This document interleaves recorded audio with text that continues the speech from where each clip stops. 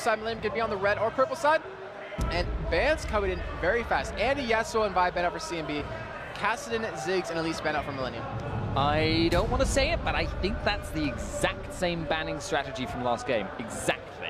Minus the Elise. Minus the Elise. That is true. Elise. But you're definitely right. 5 out of 6 of those are exactly the same. Yeah, that is... Okay, so I can understand the... Wait, yeah, no, I can understand banning out Elise, obviously that... My brain is completely muddled by the heat in here, I'm saying. It's not like you've been casting all day today. Jason, you have great stamina for... It's not the first time I've heard that. Doing play by CNB, we do see Thresh actually picked up here. That is locked in right away, and we have to say Alex did phenomenally well on Thresh. Yes, he was really fantastic. Actually, I think the player he reminded me of most is Mixer Pizza, ex-Pizza actually, he's Mixer now, in Super Hot Crew in the ULCS. That guy is a great Thresh player. He pulls all these tricks out of the book. And, okay, we're just going to wait until they lock things in here. You cannot go on. Just talk. No, good. You got this. Okay. You got this. Right. So reminds me of Mixed Pizza because essentially he's just a really, really good Thresh player. Honestly, to my mind, outshines his AD carry quite often. That's maybe not so fair on Mixer nowadays because he's with Mr. Rales, but back when I casted him a lot, back in the Challenger scene, he tended not to have quite such good AD carries. So you're now very sad, very disappointed, and that's why I said we should wait. I just thought it would have been funny if CNB actually played Pantheon Jungle against Arnea. I think that would be really cool, but they aren't doing that. And right now, they haven't fallen into the trap of going for exactly the same picks as last time because I think Millenium showed the weaknesses in that, the problems that, for instance, Kurt was able to put upon them with his Fizz play. The fact is, though, that they've now committed to a top lane Renekton, and there's a couple of champions out there who are available, called Shyvana and Mundo and possibly Rengar, that are very much available. Well, right now, we also do see them pick up Caitlyn on top of that, so we're going to have AD carries kind of swapping right there. Those champions, top laners swapping champions at the moment. But it looks like we're going to have Olaf top lane here over from Millenium, so that was just locked in. And we're going to have Lisa in the jungle, as well as Lucian, which just picked up too. I believe Kevin likes to play Olaf versus Renekton. That's an understandable one. It's not a matchup that favors you necessarily, but it is skill-based. If you can make sure that Renekton can't keep himself sustained with his Q, you can come out on top as Olaf, and you will outscale him. That is pretty much an undeniable truth about Olaf. The thing in this situation, though, about the Zilean support is that last game they locked in the Caitlyn AD carry at the exact same time. I've spoken to Kazmich, who played for a short time. He's not going to lock it in. I'm just saying he's not going to lock it in. That's my bet. I wouldn't cut my hair off on stream for it, but I, bet on Pride or something. But basically, because of the auto attack range difference, normally Zilean can poke very effectively, even against an. Nah! Damn, I was going to be so proud, so smug off that. Yeah. So, yeah, but because the 600 range isn't actually enough to outrange Caitlyn, Zilean actually becomes a lot less of a presence in the support role against her. All right, well, Gragas and Nunu were the last picks for CNB here. And over on Millenium side, they're hovering over LeBlanc. We have seen Kurt play it before. It's easily in his repertoire of champions, and it is actually going to get locked in. Now, LeBlanc, in my view, is currently overrated by every single LCS mid lane. Now, that is not an opinion I like to hold on to, because obviously that means I'm probably wrong, or there's something I'm missing here. But I mean, she's good, don't get me wrong, but I feel like they pick her into too many matchups that could go wrong. Gragas is an example of this. He's a safe farmer. He could push hard. He can punish her for roaming. He can actually get to a point where he can burst her himself if he gets an advantage. And then they just pick her anyway, and it's like, I don't hate your LeBlanc pick here, but maybe you could have done something better. I don't know. Maybe I'm just wrong. Who knows? But either way, we're going to see it nonetheless. That is the truth here, and we're going to see it against that Gragas. And looking at both these compositions really quickly, we have Renekton, Nunu, Gragas, Caitlyn, and Thresh versus Olaf, Lee Sin, LeBlanc, Lucian, and Zilean. Who do you think really favors the late game in this? Who do you think is really looking to take it early on? Late game, probably Millenium. Millenium have a lot more tools available to them, but what is basically being signaled here, when you pick Caitlyn and Nunu and Thresh at the same time as well, although he's not necessary for this strat, you're going fast push. You want to have essentially a 3-man team in the bottom lane in order to push really, really hard, really, really early. But the problem comes if you fall behind with that strategy. We saw Super Hot Crew run it in the LCS. It falls apart horribly. You have to take a lot of advantages early on. And there are problems elsewhere if, you know, the enemy jungler, who is free to either help the potentially struggling lane that's being pushed, although Lee Sin wouldn't be very good for that, or they can just look to take the top tower by killing Millenium, because it's very easy to camp someone 2-on-1. All right, well, ladies and gentlemen, we are in a game 2 between CNB versus Millenium. Millenium currently up 1-0 in this series, and if they take home this win, they will be up against 7 Warriors playing tomorrow in the semifinals. And CNB need to pick this one up if they want to keep their IEM Sao Paulo hopes alive. But right now, we're seeing Millenium set up around the line of scrimmage yet again here, and this is something we've been seeing other Brazilian teams. They're not really too interested in going for any sort of invades or any sort of aggressive play early on. Yeah, well, these kinds of plays have big risks, and unlike Season 3, where you could always just drop several wards in, there is not so much to be gained anymore. And that's why you see only teams that have a lot, you know, a special circumstance where they have extra to be gained doing it. Like we saw earlier with Pain against Maokai, punished him for stacking saplings, got rid of all the saplings, killed him, took his buff, etc., etc., slowed him down massively as a result, so there was a lot to be gained. Millenium definitely don't want to be doing anything aggressive, but I actually feel like CNB here do potentially have stuff to be gained. They have potential buff control. They may not have as much damage necessarily in the early game, but they know Millenium is almost certainly going to play safe. They've seen them do it the last game, and they know the pressure that's on Millenium to perform are going to take safe strat.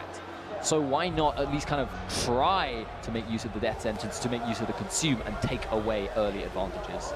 All right, well, they're not going to go for anything, just like you're saying, and they do have a good combo to make that happen, even though Smite was changed around a little bit, and also the consume as well. But in the meantime, we see Millenium going for a late invade here on this blue buff. If they can take this away as they're not spotted coming in, this could be huge. And Dana, he's just sitting there not really caring. He actually do get the vision from Kurt, but the Q does miss out of Arnea.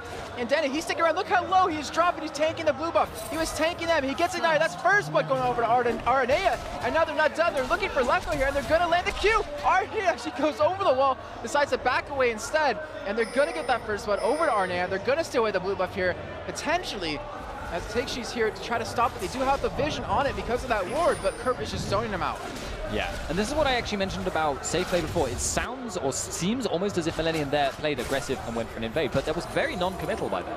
They circled around, they weren't in any threat because they knew where everyone was, at least that could be catching them out, and they knew that they could be on the other side of the blue wall, but they used Kurt to check it out. He used his distortion in. No way could CNB have locked him down and killed him before he could jump back. So he checked out, saw 2 people, they went for the engage.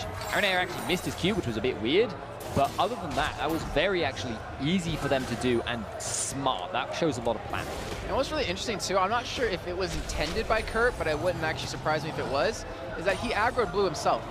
And because of that, we saw Dana tanking it up, and it took a lot of extra damage that maybe he necessarily didn't need to have happen early on in that fight. That's true as well. I had not considered that aspect, but that's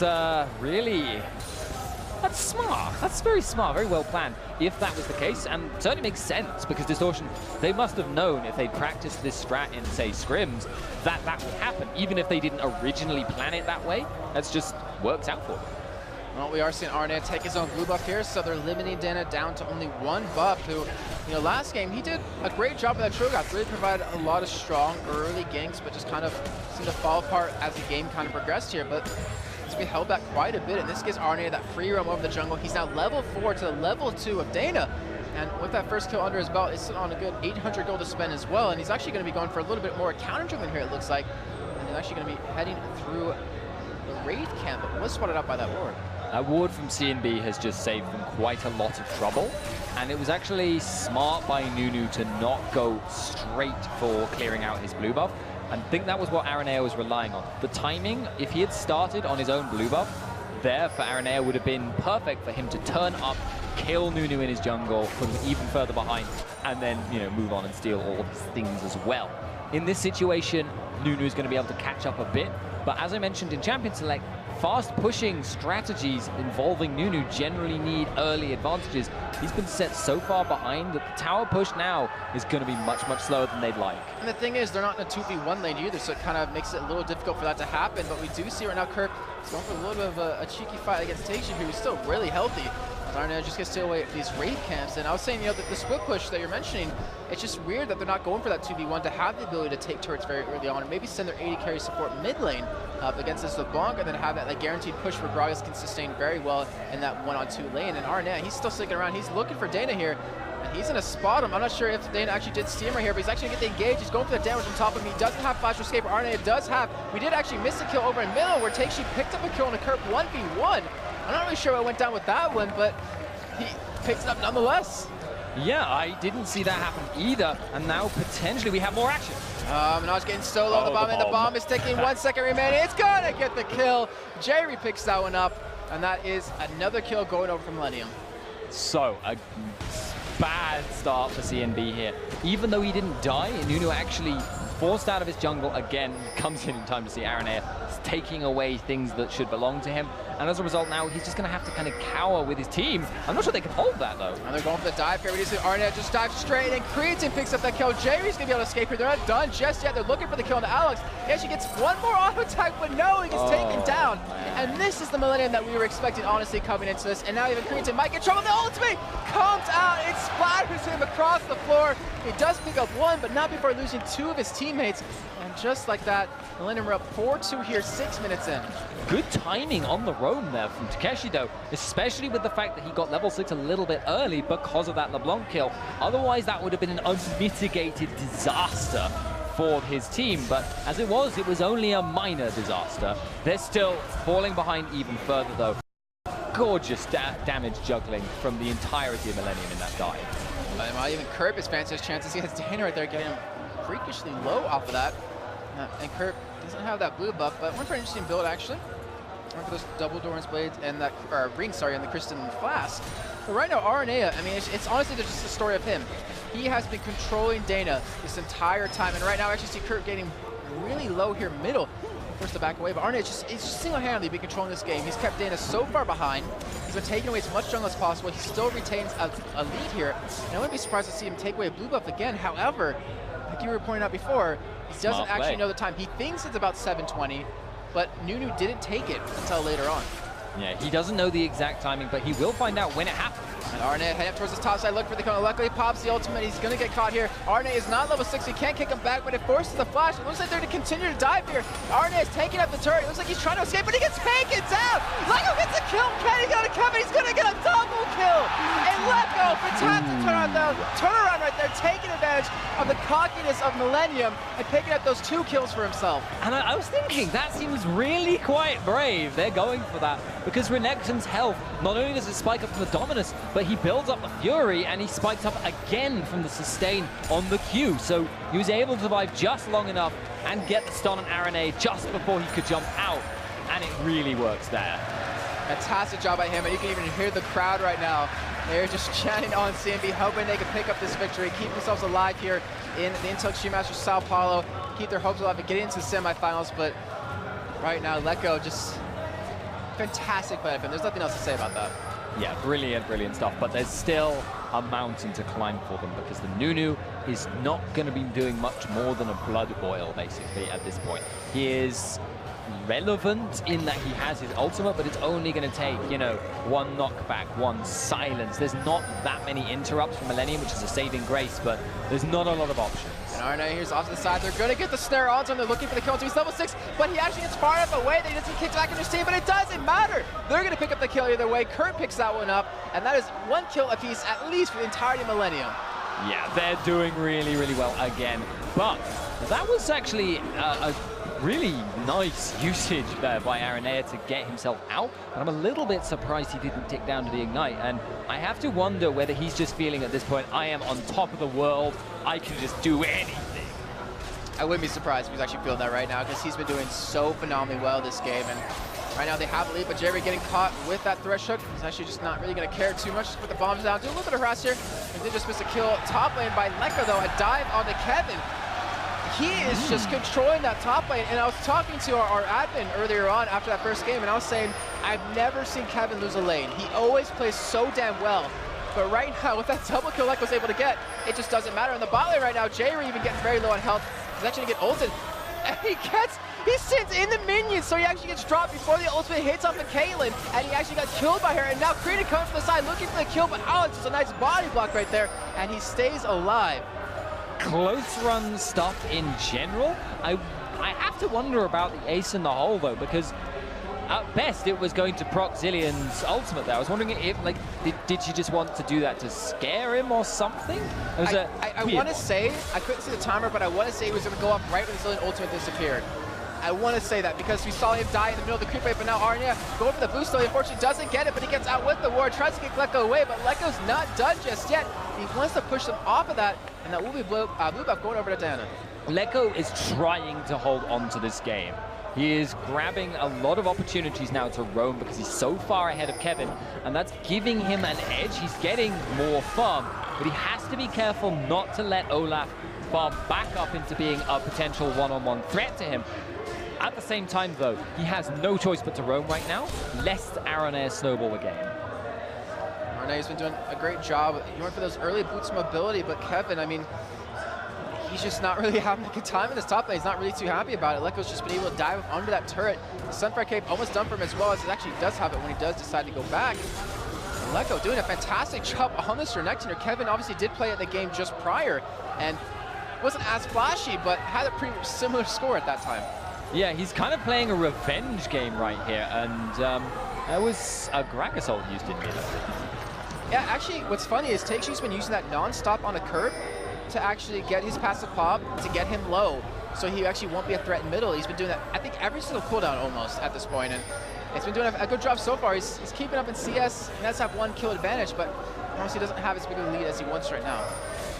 It does restrict Kirk's roaming because the ultimate will obviously clear the entire wave just as kind of collateral here, but top lane. Oh, Lekko's gonna come. Actually, wow, that slice of ice coming and saved his life as he's able to get right behind Arnair and be kicked back into his own minions. Arnair just, I mean, honestly, hasn't really been spot on today, at least in this game, with his Lee Sin kick so far. But obviously we know him to be a damn strong Lee Sin, probably one of the best in Europe. He's been making some very smart calls, but he hasn't been executing particularly well.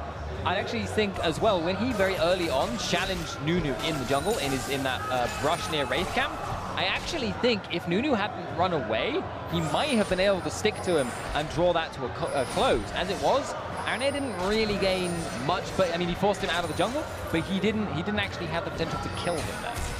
And Takeshi's kind of see Kirk right there. He actually wanted to go for a little bit of a fight, but unfortunately wasn't able to. And I want to talk about items real quick because we see the AD carries both going for very, very different paths. Yeah, if you're going for the Trinity Force Lucian, it's fairly usual to start with the Phage. What's interesting is that he's built the BF sword as well.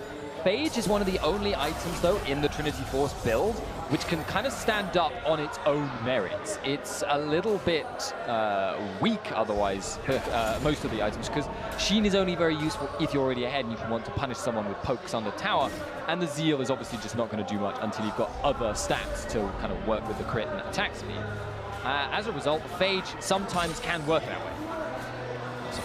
No, right now we see Arna heading down towards bottom for a fight here as he already has Nunu straight in. Jerry pushed up very far with the ultimate popped onto him. Not going to go down. Actually, not going to die at all. And the kick! What a kick at Arna! Helson picked up the kill on Nunu. And now Minaj is looking like he's going to go down from that ignite. They pick up 3 quick kills in very fast succession. The flash comes on a Takeshi's, but it doesn't get anyone down. And you're seeing Kirk's clone just sit in that bush, not really worried too much.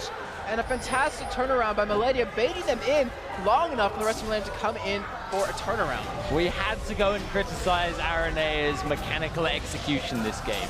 That was brilliant. That ultimate knocked up 3 people, obviously, but also at the end, just flinging the Q almost casually with the projectile, picking up a kill on the end, and really, really nice stuff overall. They're now free, more or less, to roam around and look for kills in the enemy jungle. Aronair and Kurt will move together a lot this game. And Aronair, he's looking to steal away the red buff here yet again. He does get caught a little bit by Takeshi's right there, but not enough damage to pick up the kill overall. But it does chase him away. It does allow Dana to pick up the red buff, and currently, Dana's still only down 1 level right now. Kurt He's trying to run away from that top side from Lekko coming down after the red buff, and does escape that one scotch free, but he's still very low health on this turret. And with this 2-man squad, 3-man squad now with Alex coming in from the bottom lane, he's got to have to be careful. Smart though. I like this play from CNB. They're trying to use what they've got from top lane because they have a big asset there. Their only real asset is the fed Renekton. They've got to make use of him somehow. Pushing the mid lane is the best way of doing that because he's not going to kill Olaf one-on-one anymore. Sunfire Cape is nearly finished on Olaf. He's got wave clear from his Q. So long as he doesn't go too aggressive, he'll always be okay. Which means obviously Renekton sits there and does nothing apart from just farming up a bit faster than him if he stays in the top. And Lekko, he had 2,400 gold to spend right there. Finished off that Sunfire Cape, finished off a Spectral's Cowl as well, and he's very far ahead of his opponent in that top lane with items. You mentioned Kevin going for that Sunfire Cape, gonna need that to be a little bit of extra tanky. And Arnia going for that kind of standard build. He actually did invest in the boots ability very early on, and I was also seeing Kurt go for that DFG. Well, DFG LeBlanc is pretty much the standard.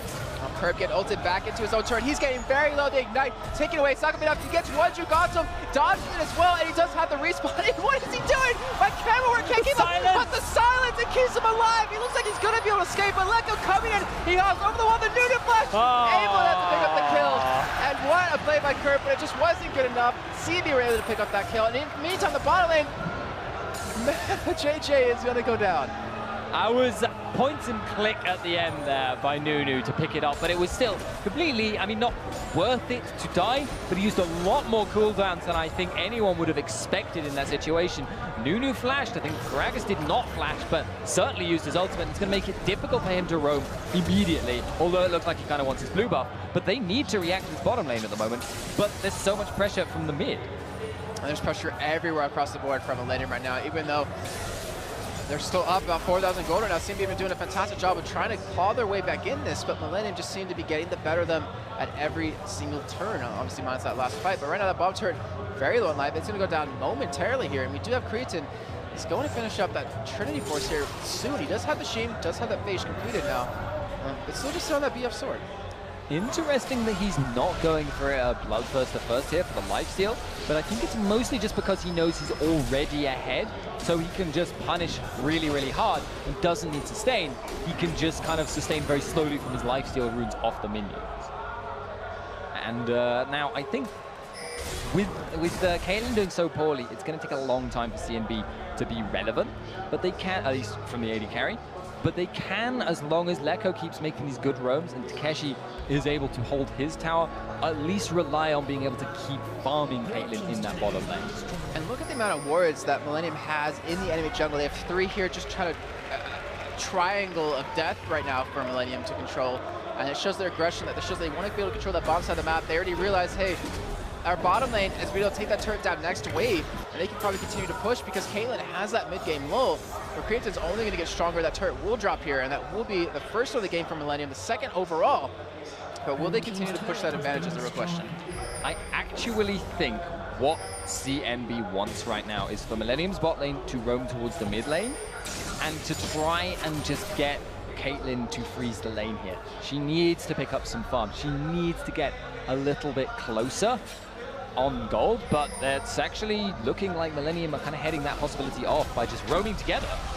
They do get Gragas pushed away right here, and you saw LeBlanc heading down towards the top, so you see the ultimate used out of Lekko right there, the hook. Unfortunately, not going to let Nunu try to slow them down with the ultimate, but they flash out of the Gragas, but Arnett getting very low in health. He gets his ult on top of him, he's going to stay alive, and look at the damage Creatin is doing this with the help of Curb. They're almost taking him down one by one, but now Millenium is so low in health. Kevin finally coming from the backside, he's forced to run away. The hook lands on Creatin now, he's very low. Looks like they're trying to escape yet again. It looks like looks like they should be able to, as Kevin's sticking around, trying to go for a kill, trying to turn this around onto Mana JJ, but he misses the undertow. He's going to start running away momentarily. He's going to pick up the kill, and even Jamie's there now. He gets picked off from the pole out of Thresh, and in the end, through all of that, it was a 1-for-2 in favor of CNB. A nice one, though, because Millenium's composition with that roaming Lee Sin, with Kurt moving with him, they have a lot of picking potential, but they also don't have a brilliant team fight.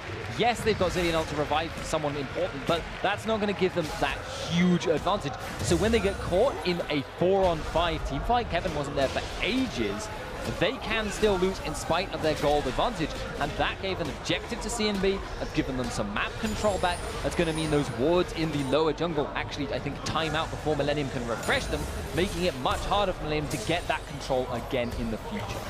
And I think the next big point of contention is that dragon. Left in about 15 seconds here, both teams probably really want to go for it here. And after that last fight, CNB probably feeling fairly confident about you know, making that fight happen, maybe pulling it off as well. And we do see the ultimate used yet again. It's going to force Kurt to back away soon, I would imagine. And that's perfect timing because Dragons is now up. Yeah, he's going to keep sustaining up with the Flask, though. And I don't know which I'd rather have, a LeBlanc with very little health or a Gragas with very little mana. Both of them will bring it back up with time. W from Gragas will give him some, but wow. Wow, that damage. Not enough to pick up the Ignite, still ticking away. Is he going to survive? He's so low, he goes down! Curve gets it on that last tick, and they now kick Lecco into the back of their team. And Lecco, no matter how tanky he is, no matter what his score, he is dropping so damn fast. He's going to go down here. He gets shut down by Aranea. And just like that, with Kurt having no life, is able to take them takes. They're able to turn around into a kill onto Lecco, and it looks like they might be able to take a dragon as well. It turns out that an out of health LeBlanc is capable of making Gragas also out of health, which means then you have the mana advantage on your side.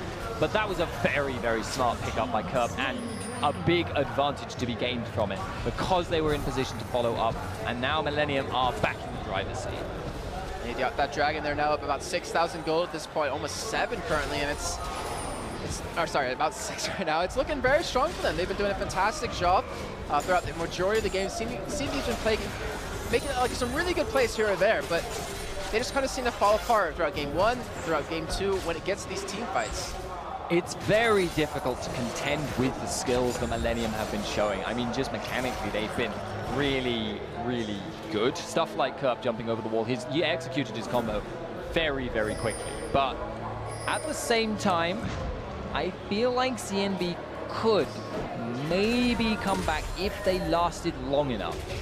Obviously they can't play it defensively. They can't just say, we're going to turtle and wait for, you know, 40 minutes or whatever.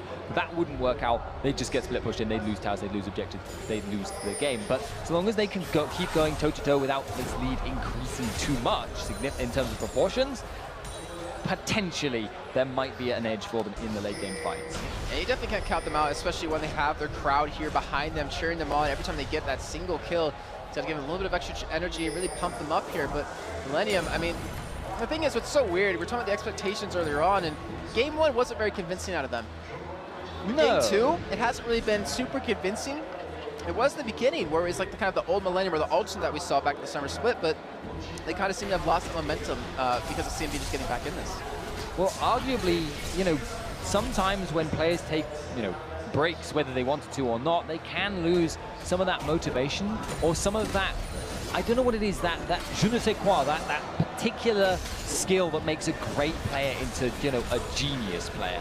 And Creatin's still very, very good. There's no denying it. But is he quite as outclassing as he used to be? I don't know. It's hard to say. Right now, they have a lot of aggressive warriors towards the bottom side of the map, able to spot anyone coming to defend this turret. And Mana JJ's turret's not looking very healthy right now, as you see the rest of the team kind of close in on them. But RNA, in the meantime, he realizes, you know what, this middle turret's probably undefended. Why not go for a push here? And he does have Kirk there to back him up. Yeah, it's what we've been seeing a lot from them. Both of them moving together, escaping together, because obviously Kirk can jump away in order for Lee Sin to safeguard. But it's a really strong combo, as long as they don't get caught in another fight. RNA, he's coming around from the backside. He's looking for something. He dodges the play. He's looking to kick one man back into the team. What we see on the top, the takes you game dropped very low. The kick, it's going to come out soon. He still has it available. He actually jumps over the wall, and he gets hit with the hook here as well as the K ultimate coming in, but Kurt body blocks that one away. And if anything, they just defend against it. They make sure they get that turret down, and they do, in fact, make it happen. So Millenium picking up another turret, tying it back up to 2-2 here. And Lecco even coming back from that top side of the base, or of the map, to defend against that turret, which just fell. And that's the power of the Roam squad. They're so mobile, they've got so much burst, they can catch people out in transit, and because the other lanes from Millenium are now doing pretty decently themselves, Olaf's catching back up, they're now able to force CNB to go into transit quite a lot. Gragas is the one getting caught out because he's trying to roam in order to deal with the bot lane pressure. Right now, Millenium, they're not really committing for that turret just yet. They're kind of I'm quite happy with the way the game's going. Just like I said, Kevin getting back in the game, fantastic job by him. It make me feel better about saying I'd never really see him ever lose his lane. But the rest of CNB, I mean, in your opinion, what do they need to get back in this? I mean, we could talk all day about how potentially they need to catch off Millenium off guard, but because of how far Millenium's ahead, they have too many wars down to do that. I mean, what's the direction? Obviously, they need to make something happen. You can't just expect to win here with this giant 6,000 gold deficit. Seeking an engagement that lasts, I think, is what they need to do. And now it's actually interesting because Lecco is running away, and oh, that's why. And he's getting kicked straight into Kevin right there. We did see Curve actually pick up a kill middle onto Alex, but right now its focus is on Lecco here. They do have the speed up. Kevin's going to get the undertow. He's going to get the boom on the E on him. But he's going to be able to get the slicers over the wall. He's going to be able to escape here, and that was a lot committed out of Millenium to just trying to go for that. And again, Kurt was able to pick up a kill middle, so it works out for itself. Yeah, that's the weird thing here. That should have been a very good exchange for CNB. A lot of pressure in return for nothing almost from Millenium, but Kurt just picks up a kill independently. It was basically off entirely of his own merit. It wasn't anything that the rest of his team did. He just found someone and killed them. Now, I want to point this out for all of you guys at home who are actually, maybe not familiar with Kurt, which, I mean, you should be at this point in time. He plays with a trackball mouse. And he's playing the block. That is not easy whatsoever. As you see him go in, he does look for the snare. He's going to get the snare. He's getting very low right now. The Gragas Barrel comes out, spreads him apart, but the bomb is taking, the ignite is taking. He's been saved by Thresh there with that shield. And now you're seeing Millenium be forced to run away as the talisman is popped. Kirk trying to control him. Lecco gets caught. He gets snared, but Arne gets pulled into the rest of the team, and he's able to run away from this. But look how low everyone is on both of these teams. Kevin with the Ragnarok pumping, going straight in, looking for the kills right now, trying to go for Mana JJ, but he's forced off. Kurt finally goes down to the hands of Dana, and now we're seeing Creighton. He goes down as well to Mana JJ, and just like that, it's a 2-on-2 trade. I felt like Millenium were being... Oh no, let go! Oh. Arne, he wasn't satisfied with that. He actually went for the invadement there, caught him off guard, picks up the kill, so they still come out ahead in that trade. I felt like Millenium were being overly aggressive because they got caught. That fight started in a way that was a bit iffy for them. They were on the retreat, they'd taken a lot of damage, and then they went for a re-engage. But I mean, it worked out for them, except for that last little dive by Creighton and Co. So, I mean, it makes sense, but maybe they're not feeling so much pressure or any need to worry about, their expectations anymore. Maybe because they're a game up, they're willing to play more loosely. Yeah, a little bit interesting to see why they did that. I'd actually be curious to hear about that in the interview if they do manage to pick this one up. And Dragon has a respawn. We're already seeing Millenium kind of head for that currently. Getting the pink ward down in that bush, but there's a ward in the hands of CNB inside the pit, so they're going to be able to spot that when it does get started up here. And right now, you're seeing Millenium, it feels like they don't really care if they do go for it just yet. Maybe they're trying to bait CNB into a fight. The interesting thing here is that Renekton is going to top lane. I don't know whether he's thinking his team can contest it 4v5, because I'm pretty sure they can't, or whether they're just not willing to risk getting into another 5-on-5 fight. But if they don't risk getting into 5-on-5 fights, they're just going to get picked apart over time by, Aranea's roaming, by Kurt's roaming, and the advantage could potentially snowball against them as a result of that. So I don't like that call, honestly. All right, well, let's see if it comes back to bite him in the ass later on. I mean, obviously, it's Millenium with the giant lead right now. They've been able to extend it to almost 8,000 gold right now, and Kevin, who is behind for a majority of the game, has caught up in CS for the most part, has caught up overall in total gold, actually surpassed his opponent in total gold, which is a fantastic job by him. But the rest of Millenium, I don't know, it still seems weird to me because I feel like they should, or as a team, they should be used to closing out a game quicker than this. But they're showing how good CNB is and showing the respect that they have for them. Yeah, I think this was one of the problems Millenium quite often suffered from in the LCS, is not being so brilliant at closing out games, and as a result, games dragging on and potentially having comebacks against them. If that is a traditional problem from them, I wouldn't be surprised, and I'm fairly sure it actually is something that's been commented on in the past. But right now, they have come out with a very big advantage from the laning phase. So whether that'll prove to be their curse or not, they certainly have a long way to go before they've managed to throw this game. And we might see an engage actually happen middle of Curb. He's still going for that split push kind of strategy with the Blanc this time. He's looking to potentially get behind him right here to really make something happen. As you see Kevin catching Lecco right there. In the meantime, Arne and them going to be pushing to this military. Really hasn't taken any damage at all. And here comes Kurt going for the kill on Alex. The Coley coming in the bomb. It's going to be enough. They pick up the kill onto him. And Alex has just been out of position twice now this game, being bursted out almost instantly, and this gives them that man advantage. They have the ultimate that they need up for this dive if they want to go for it. It's going to be very tough for CNB to hold on to this turret. They can dive really, really hard with Zilean ultimate available, because it not only breaks the aggro, but it also resets the tower. And RNA kicks Lecco straight into his AD carry. Kurt coming for the backside. Mana JJJ dropping before I can even see it happen. Now Kurt baiting him with that cloner. They're Cretan getting so low, but he does have the Zilean ultimate. They need the back up. We see Nunu trailing his ultimate, trying to get the full charge off. Cretan's still alive, but he finally will drop here. Kevin is coming in from the backside, trying to turn this around, and Kurt with no help to stick it around and try to pick up this cone of Lecco. And it looks like he will go down here, but that is a delayed ace coming in from Millenium, but Alex has finally respawned here. That's another big fight for Millenium, though. They pick up more gold, and this time, there's no excuse for not pushing down towers. They will take towers from this. That has been their biggest problem so far. As you can see, it's 2-2, even though there's a 10k gold lead. They haven't been converting their picks into kills. But now they're far enough ahead on gold, they can convert a pick into a one-team fight. And that one-team fight, they can then convert, somewhat belatedly perhaps, into a tower. Their sieging itself is still not going to be great, though.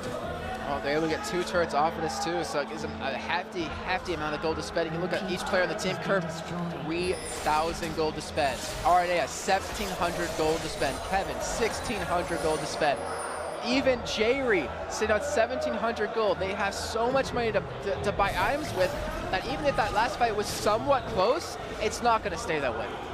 No, and now LeBlanc has gotten Void Staff. Now LeBlanc, I reckon, might be able to burst Renekton. Yeah, she also picked up the DFG from that. Or sorry, not the DFG, the Ramadan's Death Cap. So that is a lot of extra damage, 513 AP now. Yeah, she's now, like I was saying, she's kind of getting to the point where she might be able to burst down Renekton. And if that happens, at least take him low enough to be, you know, no longer a factor in a team fight. Yeah, to stop him from like diving into the backline on a creative. And if that happens to Renekton, if he goes that low in a fight, that's huge for Millenium, because then there's no real front line from CNB. They can wait for LeBlanc's cooldowns to come back up in, you know, 20 seconds or whatever it is. Wow. Oh, wowzers. And as a result of that, they will win a team fight if Renekton even gets bursted. And everyone else, if they get bursted, they're just out. And that was just from one quick combo. Yes, the DFG was involved in that, but the way LeBlanc works, the ultimate's going to be up momentarily here. It should be up right now. And if they, I mean, the thing is, they don't have a great siege team, but if you can combo like that onto a squishy target or overextend a couple of times, that's got to be them committing to a fight. I mean, that person's going to have to back away or just risk being killed instantly. Yeah, CNB, every time they go past something where they could be a LeBlanc at all, they are walking on a knife's edge. Only Renekton could survive an over-the-wall combo. Oh no, Dana, he's going to get bursted down. Great ward coming out of Millenium right there. Opens up the possibility for that. But more importantly, it opens up Baron. Yeah, that is walking on a knife edge, aka you're gonna get cut. You know, I want to watch. Sorry, I want to watch Baron, but I also want to watch Kurt at the same time because he's sticking off to the side. He's looking for a gank or two in here to kind of keep them pushed away, and it looks like they're not going to be. I don't want to say super enough, but they're not going to even move towards Baron right now. They can't. There's just nothing they can do about it. He's actually seeking Thresh out there, I believe. That's close stuff.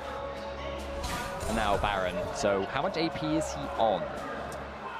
You know, just 569. Oh, just casual. Just a casual day for him in the Summoner's Rift. But it looks like they're going to go for a 5-man push onto his turret. Lecco, you are not in a good position because Luka's right behind you. It is RNA. That GA is not going to really last. It's going to get popped mid-fight right there, so he's actually going to survive in the end from it. But they're still going to lose a tower no matter what. Yeah, and it's a lose-lose situation. But Kevin, he's going to seek this. Oh, they want to go for it here. It looks like he misses the undertow. Unfortunately, they do get the backaway curve. Actually going to make Jerry eat that Caitlyn ultimate right now, but they're not done just yet. They have that regen. They have the Mikhail's Crucible for Jerry. They want to go for an inhibitor, and look at the damage! Mana JJ gets bursted out from the colon and the block put to the side. Even Lecco now getting bursted out instantly, and Millenium are looking to clean this game up here. They're diving straight on to Kragus. They pick up the kill to him. Now Dana trying to run away here, but he gets locked down, he gets snared. He's going to go down, and this is going to be an ace for Millenium, and this is most likely going to be the game, because look at those respawn timers. Yeah, it's a long, long time. This game has gone on for a decent length of time. In here will go down. Kevin can tank towers very easily indeed. And whether okay, they Aaron is going to do have it. Jerry ultimate, so I mean, if anyone is even possibly going to get close to dying, it's not going to matter. And that first extra turn, that's going to drop. The second one's going to fall very shortly. And Millenium are looking to take a very quick, very one-sided 2-0 victory against CNB, knock them out of the game or out of the tournament, and advance on to play against 7 Wars tomorrow in the semifinals.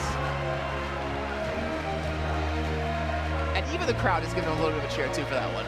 Yeah, I will give them credit for that. Really, really good stuff from them. They executed very, very well that game. They didn't have to come back from a deficit, and you can see how much control they were able to exert over the game. You could argue they didn't close it out as fast as they could have done, but I cannot blame them for playing safe. Yeah, I mean, in the end, as long as you win, that's all that matters. And I'm sure Millenium are definitely believers in that one. They're going to go and shake the hands of CNB, who look very down on themselves, but honestly, they should be quite proud. They did so well in the first game. They were able to beat Millenium in the leading phase. Yeah. They were able to go into the mid-game with a nice lead. In that game, not so much, but they definitely put up a good fight against pretty much the 7th ranked team in Europe. Yeah, there's a lot of learned lessons here from CNB as well. Their macro decision making, they can work on that. Judging from the replay from this game, for instance, they could make a lot of judgments and adjustments to the way they play, and that may well help them out in future games. I can't say. I don't follow the Brazilian scene. I don't know what their future games are likely to be, but that could be really useful. Let's go take a look at the kills that we actually had coming in from both teams. For Millenium, 6-1 and 13 on RNA. He was devastating in the beginning. We kind of criticized a couple of his ultimates as the game progressed on, but he definitely made them work as time went by. Also, we have Kurt 9-4-9, Creatine 6-3-13, even Jerry had 4-1 and 14. I mean, the worst person on the team in that game was Kevin, who was still 3-2 and 8 with 220 CS. That is a game which snowballs. That is a game where they were ahead for a long, long time, and Renekton was not able to do anything about it. That was the thing. Millenium reacted well when he tried to roam.